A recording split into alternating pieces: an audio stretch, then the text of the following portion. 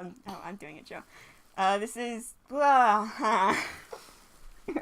We can do other takes. Hello and welcome to another episode of Unscripted. Today we're talking about token characters. I'm Erika. I'm Aaron, I guess. That's Aaron. He thinks he's Aaron. I'm Danet. Sure. And Erika want to start us off on token characters. Alright, token characters. So we see this a lot in movies and TV where a token character is often a minority that, according to TV Tropes, which is totally awesome and you should bring provisions if you go on there because you'll be there for days, is a character designed to get more minority groups into the plot. So this minority could be racial, which is seen a lot. It could be a female character among a predominantly male cast. It could be someone from the LGBTQ community, or even someone who's of a different religion or conventionally unattractive. Or, actually, interestingly enough, it could be things like alignment, good or evil. You have an entire group of really neutral or really good characters, and you have this one guy who's just a huge jerk, just destroying everything around him, but they like him because, one, it's funny for the viewers, and two, it actually leads to some interesting conflicts between, I think we should save this person, why don't we just kill him and save us the trouble, because that's not what we do here. Now, on the other flip side, you could have an entire evil party, and one guy who's like, I'm not really cool with all the orphanage burning we've been doing lately. It's really kind of a problem, and it makes me kind of sad a little bit. And the rest of the group is like, nah, you're just weak. And he's like, oh. So pretty much, you can have things with alignment, things with different species, like with sci-fi tropes, where you'd have a whole human group and one alien, or if you want to be fancy, an entire alien group and one human who has no idea what's happening. That's Aaron's part. Aaron's gonna leave now. He's not needed. Okay, go. No. Also, they are partly a good thing to include because you can bring in discussions about other races, about racial problems, about gender issues, about homophobia. But sadly, they can also be used to simply deflect criticism from other groups saying, you aren't including any minority characters in the show. This is the 21st century. Had to work out the math there for a second. And they can be used to make racial jokes or other jokes without getting any backlash from groups. So what do we think about token characters? Can they be used in a good way?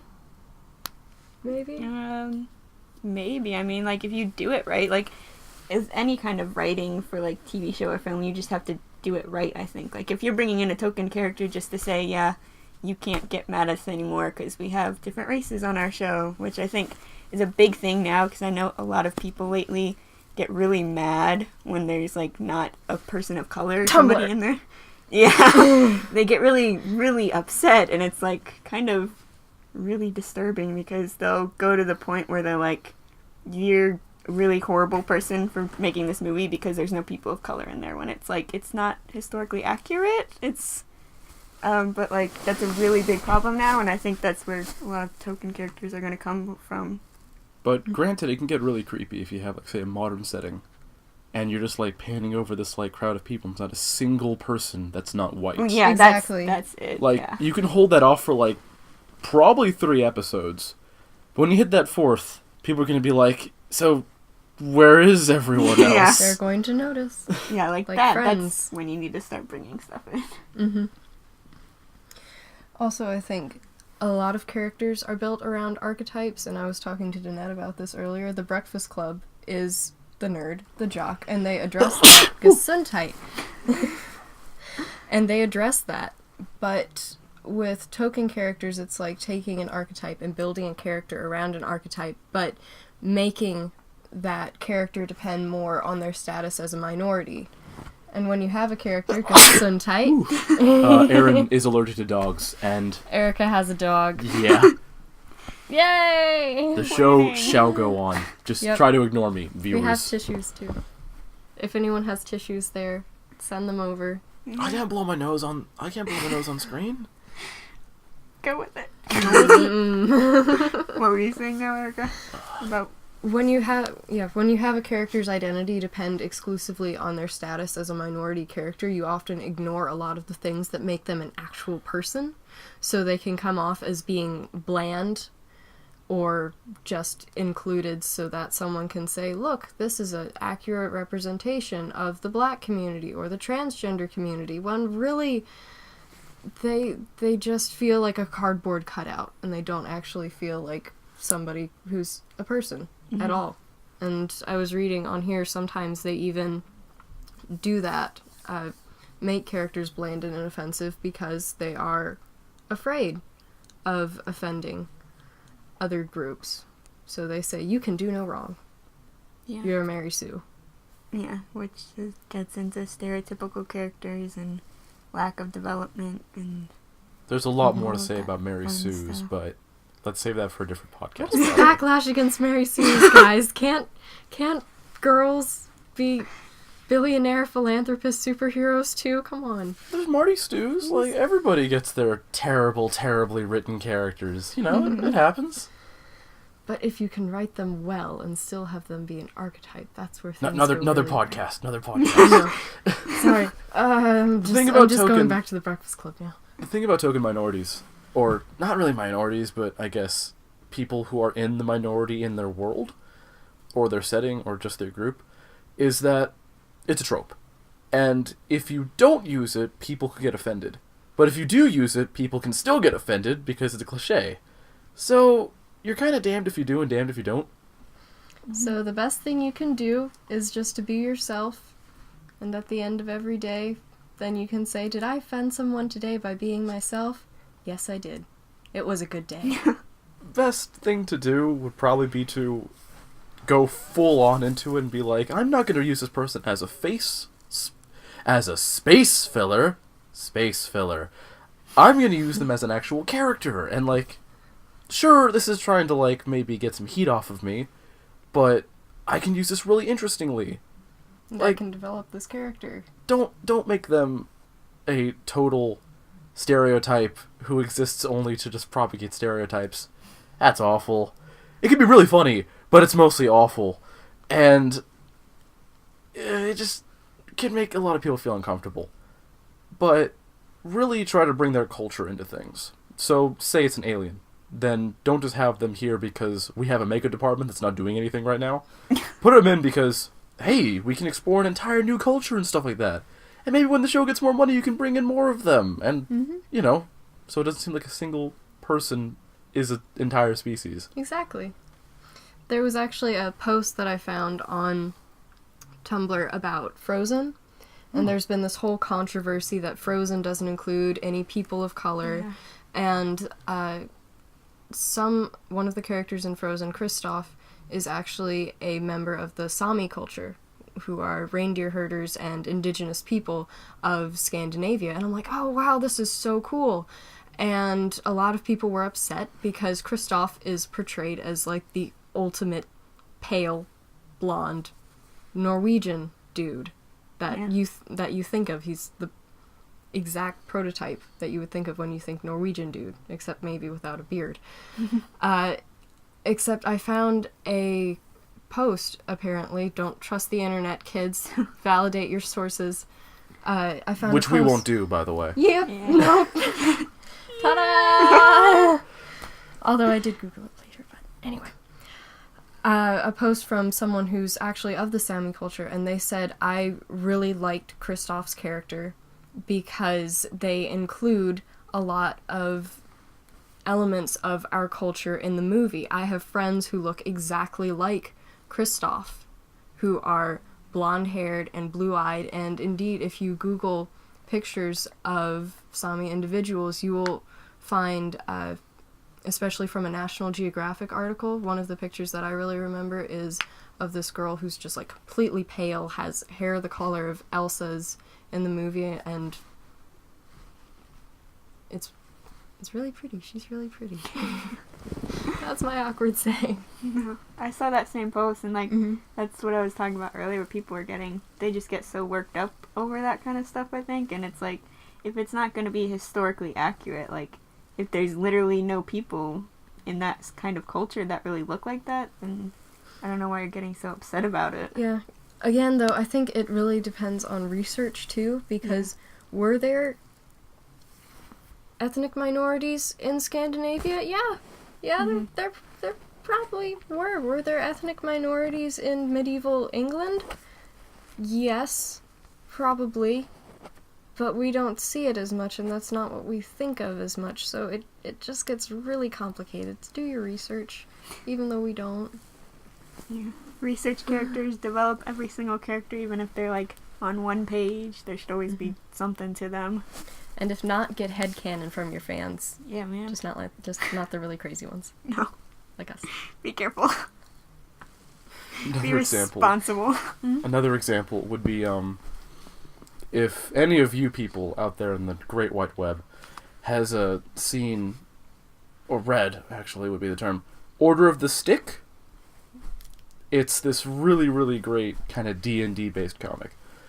And they do all the classic tropes of D&D. But one of the characters, and he's a bit of a fan favorite from what I hear from people, is a guy named Belkar. And he's a little halfling in a green little jacket, and he's a ranger. And you're like, oh, he's going to be the defender of nature and stuff like that. And he really spends most of his time stabbing people. And he really, really enjoys stabbing people. In fact, one of my favorite lines that he says in the entire thing is, after murdering a platoon of hobgoblins with his tiny stabby implements, and he's a halfling with daggers, so his daggers are like, God, like this big? And he's just shanking entire platoons. He just stands on top of this mountain of corpses and just screams, I am a sexy shoeless god of war! Because he doesn't like shoes for some reason. Hobbits. They don't wear shoes. Hobbits don't wear shoes? They don't wear shoes. There's It's a whole just- thing where they have thick skin on their feet because they don't wear... Oh, And hairy feet. it's the amazing. ladies. Maybe it's just hard to make shoes that small. I don't know. Anyway, but they really make this character really interesting because they set him in like all these situations where he's really opposing the better judgment of the group. He's like, but by better judgment I mean like their good instincts. A lot of his solutions actually really would have expedited the situations for them. Like, hey, how about we just stab this guy and take his information that he probably has in his house, and maybe if there's anybody in that house, we can stab them too. And they're like, no, we can't do that. We're trying to get things done the right way. And he's like, fine, geez, let's just go do this quest he's having us do across the side of the world. That's fine. And other times where he's like really clashing with, there's this other lady, and I can't remember her name, and that's a problem. Redhead? No, not her, actually. Oh, okay. She's more of a temporary antagonist. Okay. She's a paladin who is anything but. Like, Knight Templar to the extreme. Knight Templar being a trope that means a person who's working for a good cause way too much. Like, people who steal are evil, so I'm going to kill all the people who steal, so there will be no evil. Will no be no evil. Well, Unscripted, people. That's the show for you. Is this her? Miko Miyazaki. There we go. Hope I'm saying that right. You got this. Anyway, he and her get into this big fight, and it's kind of interesting to see how she's a good alignment and he's an evil alignment, and yet you're really rooting for Belkar as opposed to her, because Belkar is evil, but he isn't actually under any kind of obligation to work for the Order of the Stick. He goes with them because he actually is loyal to them, even though he's a psychopath. A legitimate psychopath. It's just so cute and little. There's other examples from Badly. there's other examples from other places that I can think of. Well, actually, no, that I can't think of right now. So, anybody else want to take the reins from me before I just totally derail the entire thing? I think what you went into when you first started talking about how you thought he was going to be like a stereotypical, ranger sort of character. That's interesting. I think he's going to be a stereotypical psychopath, but he actually finds a cat. And the cat really... Let the kitty be okay. No, he protects it with Yay! ridiculously. Like, a lot of more people die because of that cat. I think the cat kills a person, too. And the Order of the Stick has this great thing where they're like, They're like, oh, so the cat's making it better? And they're like, no, I think the cat actually might be, like, a negative influence. And they're like, but he's doing better things for the cat. And they're like, okay, let's agree that the cat isn't a great influence on him, but he's coming somewhere north of evil. And they're like, yeah, let's just keep doing that. That's fine. But characters are like, you think they're going to be stereotypes, and then they turn out to be something completely opposite. I love those kind of characters. They're... Paranorman. Oh yeah, does Erika want to talk about Paranorman? After you're done. But like, I just like sort of love the instant complexity of characters who you think they're going to be one thing, and then all of a sudden they completely derail what you thought they were going to be. Like, I think that's one of the best kind of characters to write. And when I went to Indiana and I went to Gen Con, which is a convention for like gaming and stuff, and I went to a panel that was an author, and he was talking about different ways to write characters and different ways to write novels, and one of his suggestions was to just start with a paradox with your characters and just write one sentence that's the first part says something about the character, and then the next part is just completely different, and it automatically adds this great depth to the character. Mm-hmm. I remember you talking about that. The example you gave was something like he was an extraordinarily responsible man, but nobody trusted him. Yeah, it was something like that. I couldn't remember the exact sentence, but he gave the example of a character that was very church-going, and he went to church like every Sunday, and then the next sentence was basically, but nobody would ever trust him. And it's just sort of like, well, why not? Mm-hmm. So you have a story generated. You already right have a that. story right there. But Paranorman, really quick, at the end. Oh, someone new is here. The dog's barking downstairs. At the very end of the movie, you have this jock dude. He's been the stereotypical jock the entire time. His mouth is always a little bit open. He seems to have been hit too many times in the head. And the girl who's been coming on to him the entire movie is just like, so, want to go out sometime? And he's like, my boyfriend Guys, would really like spoilers you. ahead. Paranorman's a really, really great flick. So if you want to like catch that, that'd be great. But might want to turn your volume down for a bit. Spoilers. You've been warned. Go. Yeah, go. Already accidentally said it, so. It's fine.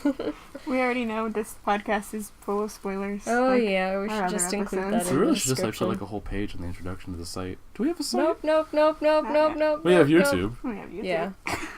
Can we just have YouTube itself? No. How much you want no. for YouTube? Yeah, how much you worth, YouTube? We got like $100 between us. Maybe we're all students, so we're We've totally A rich. few sacrifices we can make. We have birthday money. I spent my birthday money on the equipment for this podcast. I just We spent tried. my birthday money on Yakuza. Yay. Yay! Anyway, Anyway.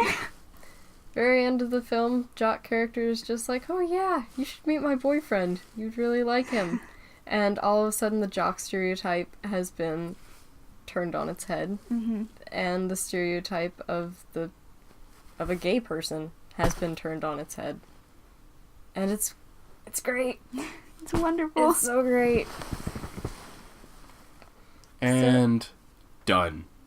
I The think- spoilers are over, people. You can turn it back on if you want to. So we've just been sitting here. Should I do sign language? I only know how to spell out words and how to say I'm sorry. Let's just all just say we're sorry. We're Is that it? Yep, Alright. that's it. We're sorry for spoilers. Yep. I doubt that they're not life-ruining spoilers, though, unless you're, like, really extremely invested in that movie. It's a good movie. It is it's, a good it's movie. neat. Yet. It's not by any major studio, and I guess that would be It's a not. hipster thing to say, but I think it's Your good. girlfriend's a hipster. That's Erika's line. So, token characters. Good things, bad things, very complicated things. Actually, Yeah. does anybody? Can we name a bad character? Hmm? Like a bad token character? Go for it. Oh, well, I was hoping somebody else would take this case. Last night I'm thinking of the podcast, and I'm like, I don't really know any out and out terrible token. Wait, hang on. If I really try, you guys just keep talking. I'm just gonna think.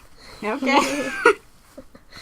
I think we can agree the best thing to do with any character in a show, though, is to try to develop them at least Short round. at least a little bit. What? Yes. Short Round from Indiana Jones. Yes. I forget what the name of the movie. Like, what's the subtitle of the movie? Temple of Doom. Temple of Doom. Never got through that. Oh, Short Round. What, did you not get through because you didn't like the movie, or because Cockroaches. cockroaches? The floor is crawling. Fair with enough. Cockroaches. But Short Round is really a character that doesn't get a lot of love because he's a kid, and child actors aren't really well liked in movies. They can do fine. They can do fine, but a lot of the times they don't do so great. And then also he's Asian, and they really... It's not just like, he's Asian, let's keep going. They're like, he's Asian, let's devote some time to his Asianness. Alvin and the Chipmunks. Whenever I'm watching Nostalgia Critic and they're going on, they're talking about Alvin and the Chipmunks. Whenever they focus on Theodore, and they make a joke about food, they're like, "Ha, he's fat. See, it's the punchline of the joke." And I'm just like, yeah, they need to move on from that. In a lot of Final Fantasy games. I'm not a really big player of Final Fantasy myself, but I've seen a lot of the character art and stuff like that. Yeah.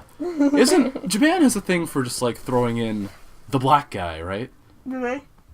I mean, Yeah, I've seen that. Yeah, like, I've seen that, yeah. the rest of the group... Oh, God, now that I think about it. Yeah, the rest of the group will, like, just be, like, a bunch of, like, pretty... That weird Japanese, like, racially indeterminate anime character. Yeah. But, like, the black guy is very clearly the black guy, Yeah, and he very loudly announces that he is the black guy. Mm-hmm. And Yeah, we have now a that I guest think about who's that. off camera and Hey, will remain Patrick, off come camera. say hi. Hi. You're not there. You get a hand, people. And He is above you. But yeah, Popcorn. I can see that definitely. Yeah, you see what I mean, right? Yeah, Like, now is that there- I think about Do you, it. like, can you name a character that you really thought I know like? they do it in 8, they do it in 7. I haven't played 7, but I know they do it in there. I hear in 12 or They the do it Lightning in- game, there's just like a black guy Yeah, with they a do it in chocobo coming 13. out of his afro. Yeah, 13. I can't remember his name, but yeah. Now that I think about it, that's the first thing How I many think names about. can you remember from 13? Lightning, Hope, because I did not like Hope. Snow, because he's my favorite. And The rest disappeared. the rest are just like... Fang, I remember Fang, 'cause that's simple. Fang. It's a good name. Yeah. It's like Sledge, who will be making an appearance eventually. Yeah. Yay! In a different podcast. Are we just going to tease all the other people that are not seeing right now? Yep. Awesome. Matt Smith will also be here, but Matt not the Smith. doctor. We'll have Matt Smith on the podcast. Oh, yeah. yeah. Remember that money we were talking about? We are throwing it around.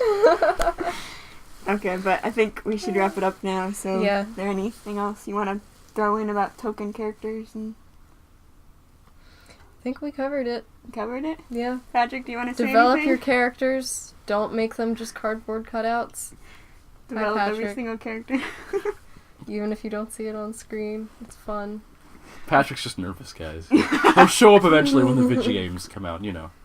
Yeah. So, I think that's it for this episode then. Thanks for watching Yeah. Unscripted. Subscribe, yay. This has been good, Yay. guys. Come Awesome. back sometime. This is Aaron's first one. It's just an excuse not to do the essay you're supposed to do. Just, it's the better choice. Don't do Yeah. homework, School it sucks. can wait.